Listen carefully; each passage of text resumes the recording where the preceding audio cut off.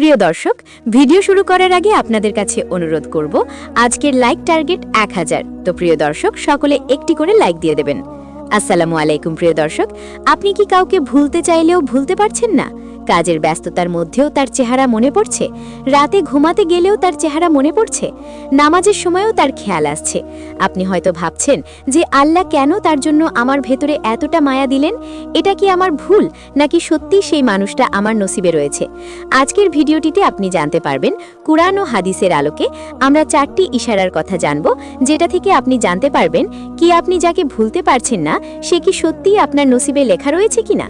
প্রিয় ভিউয়ার্স, অনুরোধ করব ভিডিওটি না টেনে শেষ পর্যন্ত অবশ্যই দেখুন, কেননা এই ভিডিওটি দেখে আপনি এমন কিছু সত্য জানতে পারবেন যেটা শুধু আপনার জীবনকেই বদলাবে না, আপনার দোয়া, আপনার অপেক্ষা সবকিছুর মানে নতুনভাবে বুঝতে পারবেন। প্রথম লক্ষণ, আপনি তার জন্য দোয়া করলে মনের মধ্যেও এক ধরনের শান্তি নেমে আসে। যাকে আল্লাহ নসিবে রাখেন তার জন্য দোয়া করলে মনে এক ধরনের শান্তি আসে। আপনি হয়তো কান্না করতে করতে আল্লাহকে বলেন, ইয়া আল্লাহ, যদি সে আমার জন্য উত্তম হয় তাকে আমার জন্য হেফাজত করে রাখুন। সেই সময়ে বুকের মধ্যে একটু হালকা অনুভূতি হয়। রাসূলুল্লাহ সাল্লাল্লাহু আলাইহি ওয়াসাল্লাম বলেছেন, দোয়া একজন মুমিনের হাতিয়ার, আর আল্লাহ তাআলা সেটাকে গ্রহণ করতে ভালোবাসেন।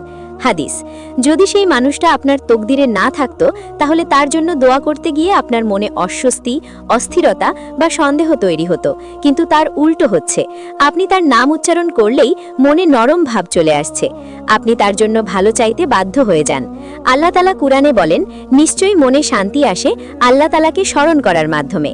সূরা রাদ 13 ও 28। আপনি এখন কাউকে আল্লাহর কাছে চান এবং তার জন্য দোয়া করে শান্তি পান, তো এটা ইশারা যে আল্লাহ আপনাকে ভুল পথে দিচ্ছে না। আল্লাহ আপনার মনকে পরিষ্কার করে দিচ্ছেন, যাতে আপনি বুঝতে পারেন সেই মানুষটা আপনার জীবনের সাথে গভীরভাবে জড়িত হতে পারে। দ্বিতীয় লক্ষণ, আল্লাহ আপনার হৃদয়কে বারবার তার দিকে ফিরিয়ে দেন।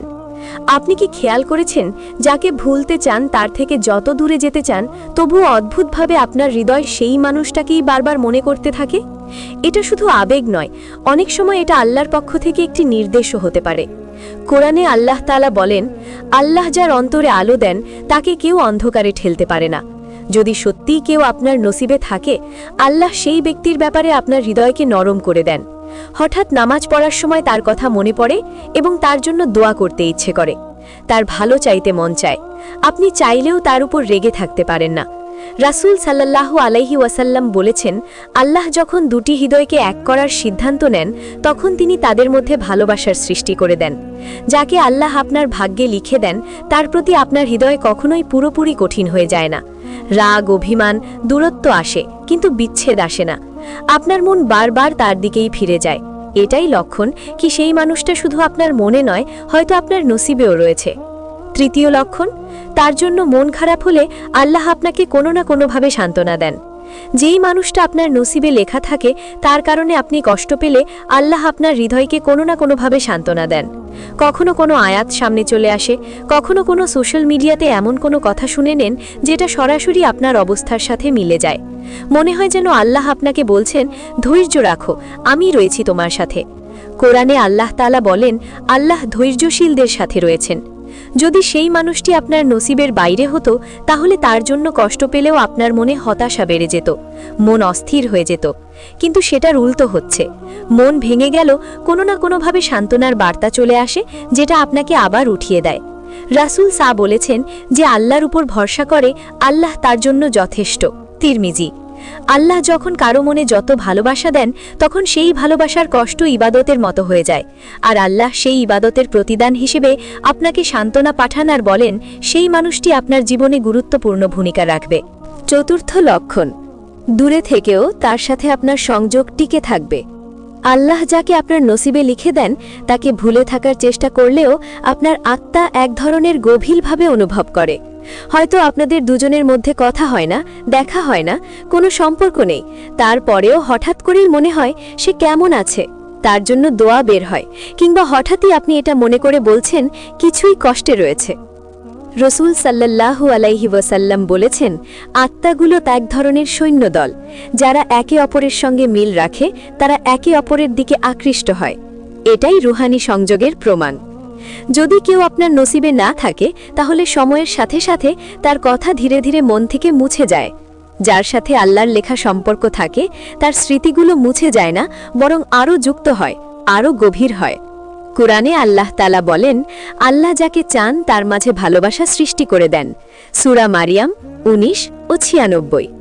এই ভালোবাসা শুধু দুনিয়ার নয়, আত্মার সঙ্গে আত্মার সম্পর্ক। মান অভিমান, ভুল বোঝাবুঝি, নীরবতা কিছুই এইটাকে থামাতে পারে না। আল্লাহ চাইলে তবেই এটা মনের মধ্যে টিকে থাকে। যাকে আপনি ভুলতে পারছেন না, এটা কখনোই শুধু আকর্ষণ নয়, কখনোই শুধু আবেগ নয়।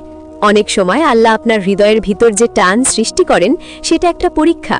আবার কখনো সেটা ইশারা যে মানুষটা আপনার আত্মার সঙ্গে জুড়ে রয়েছে, সে আপনার জীবনের অংশ একদিন হবেই।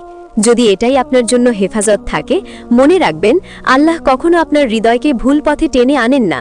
আপনি যার জন্য কান্না করেন, দোয়া করেন, রাতে নীরবতায় যে মানুষটার জন্য সেই দায়ে লুকিয়ে চোখের পানি ফেলেন, আল্লাহ সেই সময়টাকেও দেখেন আর বুঝেন ও শুনেন।